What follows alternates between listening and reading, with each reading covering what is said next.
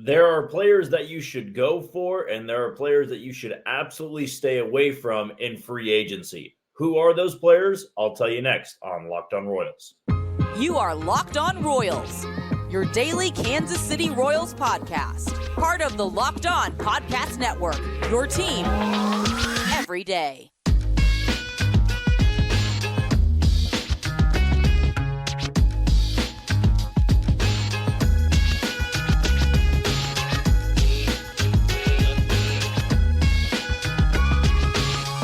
Thank you for tuning in to another edition of Locked On Royals on the Locked On Podcast Network. I am your host, Jack Johnson. You can follow me on Twitter at JohnnyJ_15. That's at JOHNYJ_15. And we're also live on Instagram and on TikTok. So you can give us a follow over there at Locked_on_Royals. And as you're very aware of by now, you can also check out this podcast on Apple Podcasts, Spotify, Amazon Music, Google Podcasts, and on YouTube. Just be sure to hit that follow button and subscribe. Today's episode is brought to you by FanDuel. There is still plenty of time to go out there and create your account and start placing some sports bets today. Get them in before those Thanksgiving football games that are right around the corner. If this is your first episode tuning in to Locked On Royals, of course, welcome in. We're always welcoming in new listeners here and new followers. And if you want to know a little bit more about me, I work here in Kansas City at Sports Radio 810 WHB. Got a show once a week over there, and also a show Monday through Friday in the mornings on ESPN Kansas City 10 to 11. So you ever want to go check me out over there, very easy to find me on 1510 AM ESPN Kansas City and 810 WHB right here in Kansas City. But when you click on this podcast, when you come to get Royals content, this is the place to go over to, because we give you content not just in the regular season, not just in the off season. I mean, it's 5 days a week. Now, it'll be a little bit different this week with Thanksgiving, time to spend with family and stuff like that. I'll be out of town, so won't have a show tomorrow or Friday, but I'll be back Monday, Tuesday, Wednesday, Thursday, Friday of next week. And that'll continue until we hit the winter meetings. And then once those winter meetings conclude, I believe on December 9th, we will jump down to 3 episodes a week. So just more of a programming note there and what you can expect for the remaining parts of the off season. But even though there's not moves every single day, for the most part, the offseason in baseball in Kansas City is pretty quiet. I still think there are always things you can go over and you can discuss. And the one thing I wanted to discuss today was more so, I think, brought up to me by another follower and another listener. If you ever have a segment idea or question, send them my way on Twitter at JohnnyJ_15. But we all know what the Royals should go after, right? We know they need to get pitching. We know they need to get bullpen help. We know they need a corner outfield bat. They need to make this group a little bit more well-rounded. But who are the guys you stay away from? I mean, last year you looked at the Jordan Lyles deal, and we all know now that was the quote-unquote no-no in free agency. You don't give a player like that a 2-year deal worth up to $8.5, $9 million. You don't pounce on that. But that's not the move that you should be making at your spot in contention.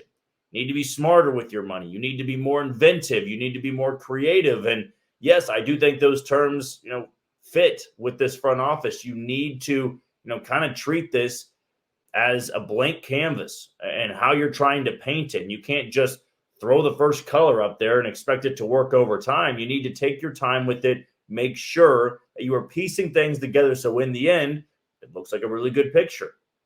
And that's why I think the Royals, at least early on, they haven't completely jumped the gun. I know they've given some minor deals to Taylor Clark.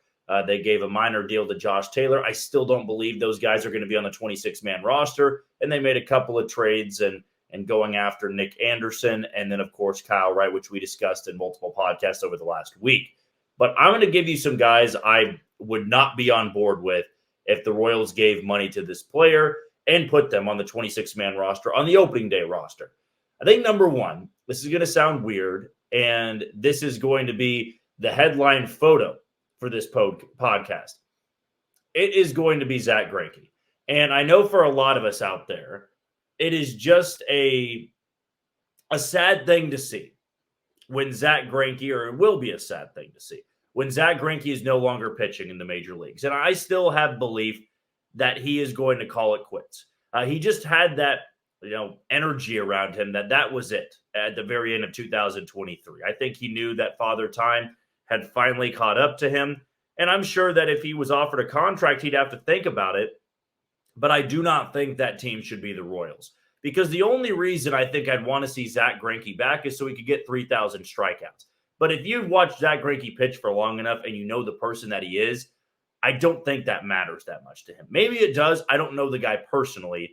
But in terms of how quirky he can be, how nonchalant he is, I think he knows how established his career has been, how he's a first ballot Hall of Famer. I mean, I don't think 3,000 strikeouts does anything for that vote other than just him joining that club, it being a milestone. But the Royals can't convince everybody out there. They're trying to get better. They're trying to boost that rotation and then go out and sign Zach Greinke. And that's even if the deal is worth $3 or $4 million. I don't think there is anything left in the tank for Zach Greinke that deserves a spot in the rotation or deserves a spot in the bullpen. His stuff just simply doesn't play that much anymore. In 2022, he was really effective at home. On the road, he wasn't that good, right? He was not the same pitcher when he was on the road. In 2023, he wasn't good in either place. Now, he had the lowest ERA of anybody in the rotation. It still was over 5 in terms of guys that were on the opening day roster all the way until September. He's had more injury problems. He's had to miss starts. I can't get on board with the Royals giving money to Zach Greinke other than just saying, hey, it's a bit of a gimmick here. We want him to get 3,000 strikeouts. But also, how long is that going to take him? I mean, I know he needs, I think, around 20 to 30 strikeouts more. Might be somewhere around that. I think it's like 27. I mean, he doesn't strike out a lot of guys. It could be 5, 6, 7 starts. I mean, that's a fifth of the season. That's about a month or two. I don't know if you want to give him starts over other guys that you were trying to actively shop in free agency. And I think the Royals know that. If Zach Greinke was coming back, I think a deal would have already happened by now. But he is the guy to me that's a little bit of a no-no just because you need to get that rotation a little bit better. Last year was totally fine with him coming back on a deal. I don't know if I can get on board with 3 straight years of below average pitching, I would say, from Zach Greinke. He can't give you enough innings, and you need to get guys that can give you innings in that starting rotation. The next guy that I did have on my list, just because I did bring him up yesterday in this free agent wish list, but the more I've thought about it, and he was, I think, like on a 3rd tier of my wish list, it would be Harrison Bader. Harrison Bader, to me, is somebody that I think is just – I think he's a right-handed Kyle Isbell, to be honest with you. And the Royals, I think, really do value Kyle Isbell. I think that they want him playing every single day, and I don't think there's a need to go out there and get somebody who's fast. He's a very good defender, but the bat's not really there. And the bat hasn't been there for quite some time. The Royals need to make a decision on if Kyle Isbell is the guy, if he is the defensive wizard that you want out there, and he's not very good offensively, well, then roll with it. But if you don't want that and you sign a guy who does the exact same thing, just change what you're wanting out of the center field position. Go after a more offensive type of guy with lackluster defense. That's what I think the Royals should more so be looking to. And that's why I think those would be one of those moves I'm going, that doesn't better your offense, really. That doesn't make you a heck of a lot better. And the last guy I think on my list that I have written down right here is another pitcher. And I think a pitcher the Royals need to understand at this point.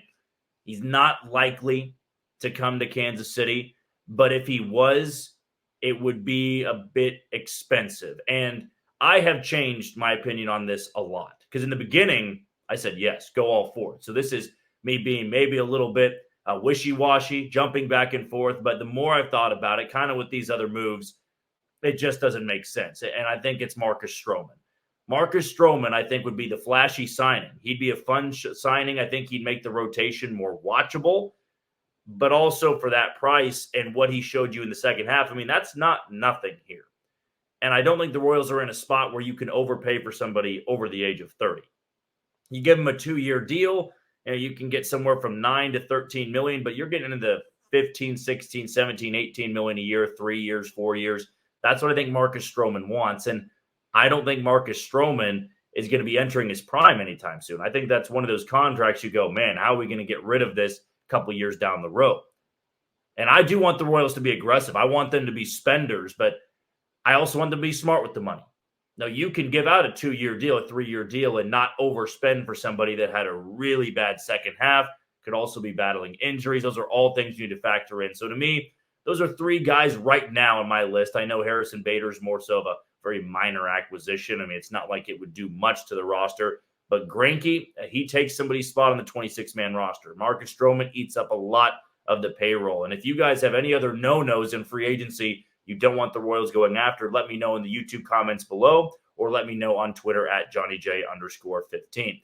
Okay, the next thing we're going to dive into is Daniel Lynch. He looked really, really good in his Winter League start last night, and not just limiting the amount of guys on base. He had 9 strikeouts.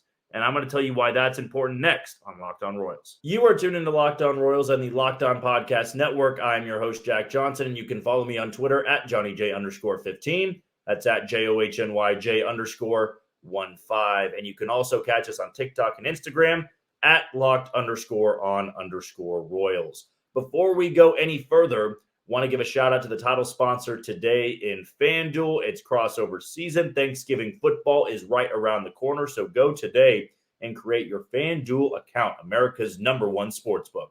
Right now, new customers get $150 in bonus bets with any winning $5 moneyline bet. That's $150 if your team wins. If you've been thinking about joining FanDuel, there's no better time to get in on the action. The app is so easy to use, and there's a wide range of betting options that includes spreads, player props, over-unders, and more. So visit FanDuel.com/lockedon and kick off the NFL season. That's FanDuel, the official partner of the NFL. Well, you've heard me before on this podcast say that Daniel Lynch is just not really in my future rotation. He's not somebody I am waiting at the train station for lack of a better term. Somebody you're really trying to move forward with. You're going to wait and wait and wait until they show up, until they prove they are trustworthy, until they prove they are consistent. And to me, I'm done with the waiting game. I think I had a segment on it, or maybe just a podcast episode on it a couple weeks back. Might have been a month or two. I can't really remember. The weeks all bind together for me. But I would say he was somebody I just had lost a lot of value in, because what I saw this past year in Kansas City was a guy that changed the type of pitcher that he was. I think he was very concerned about throwing strikes. I think he was very concerned about getting deep into games. I think if I had to summarize that up in a couple of ways, he just was somebody that stopped trying to be a big strikeout pitcher, a high velo guy. And we saw that throughout this season, even though he didn't join the opening day roster because he had an injury, when he got to Kansas City, the stuff was not overwhelming to hitters. It was very hittable. In fact, to me, it reminded me a lot of Kris Bubic's starts. Not the new and improved Kris Bubic that we saw for 3 outings at the beginning of 2023. It was the 2022 and the 2021 version of Kris Bubic. Like, he may get you through 6 innings. He may give up 4 runs or 5 runs, but he's only giving you 2 strikeouts, maybe a walk or 2. Like, nothing about the stat line jumps out off the screen. It doesn't pop to you. And when you have low velo, low strikeout numbers, and you're giving up runs, like, that's just not the type of pitcher Daniel Lynch needs to be, because when he was drafted, he was seen to be this higher velocity guy with a power slider, a power curve that would translate all the way from high A to double A to triple A to the bigs. Those were all things that you wanted to count on. And then when he got up to Kansas City, I think he had trouble tipping his pitches. Guys were able to sit on it, and they were rocking him left and right. And then when he kind of settled down a little bit, the strikeout numbers weren't really there, but I liked the velo. It was anywhere from 94 to 95. There just wasn't a great secondary offering, and I think it really showed that when you have a pitcher who doesn't really have a fastball that gets clocked in at the radar gun around 96, 97, okay, well then, do they have really good location? Well, he didn't have that. You've got a really good changeup, slider, curve, sweeper, whatever you want to call it. He didn't have any of that. And that's why I think I was kind of done on it. Maybe he didn't want to develop a new pitch. Maybe that pitch just wasn't really coming around, but I'd moved on. And then this start last night, not that it's the most important thing in the world, but it is something you can read into just a little bit more. Well, he made a start last night, and I believe it was the Dominican Winter League. And I thought, for the most part, hey, he's going to go 2 innings, 3 innings. Sometimes you just don't work that deep into games. He threw 5 innings last night, gave up only 1 hit, walked only 1, and struck out 9. He was also facing a fellow teammate in Dairon Blanco. To me, though, that was something. It wasn't nothing. It was just something. Now, he may be going up against competition that's just not going to be anywhere near the level he sees in spring training or early on in April or May. I don't think the Royals give up on him. I don't think they're going to look at him and say, no, we're going to stash him down in AAA and then DFA him later on in the season. I don't see that. I think he's going to make a couple of starts in 2024. He may make a couple appearances coming out of the bullpen, but he does have to change who he is as a pitcher. That's what Kris Bubic had to do.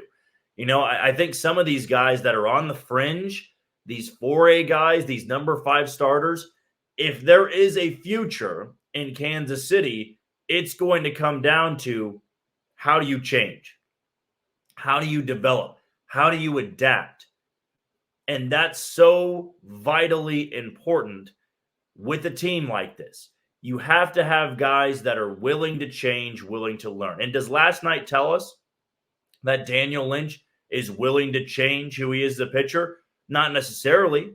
He might have just been playing lesser competition. I mean, that is lesser competition as you see at the big league level.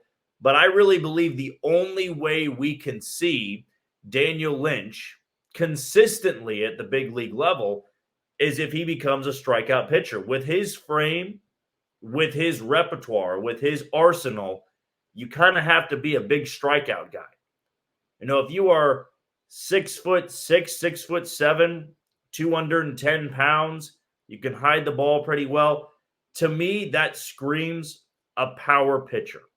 Now, not just because it's like a Chris Sale build or Sam Hentges of Cleveland. I think that's how you pronounce his last name. Like those type of guys, you're not striking out 14, 15 guys per 9, but you get a lot of swings and misses. You miss a lot of barrels. And that is going to be what I judge, what I try to figure out about Daniel Lynch going into spring training. And if he can stay healthy, that's a big thing. Because in his career, he has not been healthy. He has struggled with the injury bug. And if you struggle with the injury bug, that factors in to how valuable you are to a team. If you are somebody that can only give a major league roster 60 innings as a starter, they're not going to count on you anymore.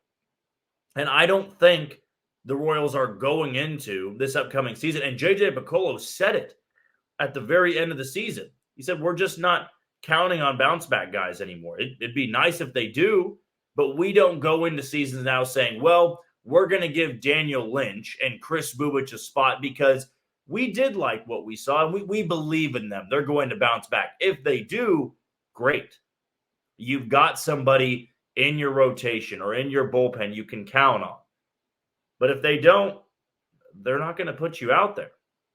It was good to see, though, because we're not going to see much of an update on Daniel Lynch. We're not going to see a ton on him throughout this offseason. But when you do see stuff, last night is what I would love to see. Not many hits, not many walks, high volume of strikeouts. Had 9 last night in his outing in which he collected 5 innings. So good for Daniel Lynch and good for the Royals. All right, before we go any further and talk about our Royals Rookie of the Year candidates, MLB.com put this out, and a Rookie of the Year candidate for each of the 30 teams. You may be surprised, you may not be surprised by who they selected for the Kansas City Royals. But before we go do that and go to break, want to give a shout out to something we're very excited about here in the Locked On Podcast Network, and that's that we have launched the first ever national sports 24/7 streaming channel on YouTube. Locked On Sports Today is here for you 24/7, covering the top sports stories of the day with the local experts of Locked On, plus our national shows covering every league. Go to Locked On Sports Today on YouTube and subscribe to the first ever national sports 24/7 streaming channel. All right, so who was that Rookie of the Year for 2024? Who was the projection? We'll tell you next on Locked On Royals. You are tuned into Locked On Royals and the Locked On Podcast Network. I'm your host, Jack Johnson. You can follow me on Twitter at JohnnyJ_15. Well, there was a very interesting article put out there about each of the 30 major league teams and a Rookie of the Year candidate for them in 2024. Now, the Royals, as we know, do not have a very loaded farm system. They do not have many guys with rookie status at the big league level right now, at least that we expect to make the opening day roster. So the options were limited. And I think, to be honest with you, I was a little bit underwhelmed by this pick just because I don't see that happening. I know it's a long shot anyways for the Royals to have a Rookie of the Year candidate, but more so a team Rookie of the Year. Who is going to be the guy that shines? And the selection they had was Nick Loftin. Nick Loftin, to me, is somebody I am high on. And I've said this before, that he is a first-round pick. He is not some long shot to the big leagues that eventually the league is going to catch up to him and his numbers aren't going to be as good. It's not that. I just do not think in the role that he's going to have, he becomes the best rookie for the Royals. I really do believe that it is going to be a pitcher. And the one guy that I do think gets that honor as a Rookie of the Year for the Royals would be a John McMillon type. I think if John McMillon stays healthy, he's one of the best bullpen arms they have next year, just because of the role he's going to be in. And I think for the Royals, it's going to be a lot easier for a reliever to get that honor than a position player. Because let's be honest, what is the starting nine going to look like on opening day? Well, assuming they keep Salvador Perez, it's going to go Salvi, Vinny at first base. You'll have Massey at second, Bobby Witt Jr. at short, Michael Garcia at third. You're going to have MJ Melendez in left. You'll have Kyle Isbell in center. And then likely a free agent, a trade acquisition, or if you want to roll with Nelson Velasquez or a Drew Waters, you can do that in right field. And the DH role will probably go to Velasquez or, again, a free agent type. I just don't know where Nick Loftin gets everyday bats right now. I even think at this point, a better candidate to win the Royals Rookie of the Year honors would be like a Tyler Gentry for a position player. I think Tyler Gentry's bat can really play at the big league level. I think his minor league numbers, too, are maybe not easily, easy to duplicate, easy to match. I don't think it's going to be impossible to. Now, his OBP in some years was north of 400. That's not going to happen at the big league level, but he's always been a high walk guy. He's got a little bit of pop. He's got good defense. That can play. And if they want that corner outfield spot to open up, that makes more sense. I'm not sure Nick Loftin ever makes that transition to full-time outfield. I think he'll be that utility guy, though, that bounces around a little bit. I think when this article was put out, it was more so done on numbers alone. And Nick Loftin, the numbers alone in his quote-unquote first appearance in the bigs, he still has rookie status. It was very good, but it was a lot of singles.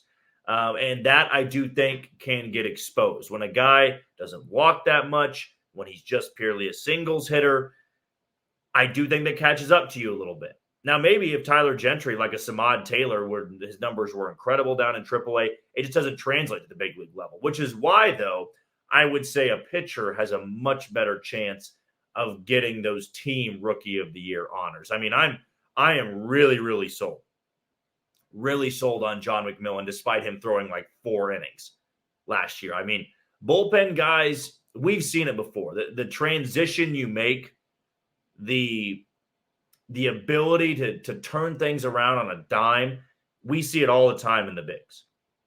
I mean, at one point, I'm sitting here talking about, like, how does James MacArthur have a spot in any big league bullpen, maybe even a AAA bullpen, and then he was the Royals' best reliever by the end of the year. It can change that quickly, which is why I think it just makes a lot of sense to do that. I'm not saying Nick Loftin can't be good in 2024. I'm not saying that at all, because I do believe he is going to be one of those guys that is kind of a glue guy, if you will. I mean, that is really valuable to have as this super utility guy that can prove he can hit at the big league level. Because last year, the Royals just didn't have much depth. You couldn't turn to many guys off the bench when somebody was down and out. I mean, I will always say the thing that derailed this offense in 2023. It wasn't a great offense to begin with, but it really hurt when Vinny Pasquantino went down. Now, I know Nick Pratto had a couple of good months. He was anchoring first base. He was hitting leadoff. That all worked. But by the end of the year, they were trying Salvi over there. Nick Pratto was hurt. And when he came back, he couldn't hit. Matt Beatty's over there, Matt Duffy. You don't want to have that problem depth-wise. Having somebody like Nick Lofton, young and controllable, is very valuable. It's very good for a team like this. And I'm not going to rule out the possibility that Nick Lofton could kind of transition into that Whit Merrifield type of role. I'm not saying he'll be Whit Merrifield, but remember when Whit first came up to Kansas City, it was a couple of injuries had gone down. He was somebody that was always tearing it up in AAA, and he began his big league career playing second base a little bit, and then you couldn't take him out of the lineup. And then, the Royals decided, well, we're going to move forward with a second baseman, and we need you to move to right field. He can get it done. And that's what's going to get Nick Lofton on the field a lot. I don't know consistently early on, just because I don't think there's going to be many injuries early on. Never say never. But I do think when that time comes, he's going to have a great opportunity to take a spot and run with it. There is a likely scenario in which Michael Massey just can't hit next year. He has a bad start to the year again. The defense isn't as valuable anymore as it should be. They'll make that switch. Nick Lofton jumps into second base. Maybe he's hitting better, takes the spot, runs with it. Maybe you look at center field. Okay, well, let's say that Kyle Isbell is great defensively, but he just can't hit. Okay, Nick Lofton's got history playing some center field. Let's say right field becomes open. They don't go after a free agent, and Drew Waters can't hit. There you go. There's a right field spot you could take and run with it. And I'm sure that was factored into this article as well. When you got those numbers, you're kind of that next man in line. You have that ability. Plus, with your rookie status, there's not many guys he's going to be competing with position player-wise that are rookies. It gives him the inside track. But I do believe the best rookie on the Royals next year is going to be a bullpen arm. And I would go as far to say that is going to be John McMillan. But I do love the pick. It also goes to show you the farm system is just really depleted right now. There's not many guys coming with reinforcements. So for now, I guess we just stick with Nick Lofton. Well, that is going to do it for another edition of Locked On Royals on the Locked On Podcast Network. I have been your host, Jack Johnson. You can always follow me on Twitter at JohnnyJ_15. Before we go, one last shout out to something we're very proud of here on the Locked On Podcast Network, and that's that we've launched the first ever 24/7 streaming channel on YouTube. Locked On Sports Today is here for you 24/7, covering the top sports stories of the day with the local experts of Locked On, plus our national shows covering every league. Go to Locked On Sports Today on YouTube and subscribe to the first ever national sports 24/7 streaming channel. Go and do that right after you finish this podcast. But until next week, okay, so that's going to be our programming note. Not going to have a show on Thanksgiving. Not going to have a show on Friday. I'll be out of town. We'll be back on Monday. We'll do a Mailbag Friday segment, though. So I'll be sending out a tweet. And if you have more questions on YouTube, I'll try to get to those as best as I can. But until next Monday, you enjoy the holiday, and we will talk to you then, Kansas City.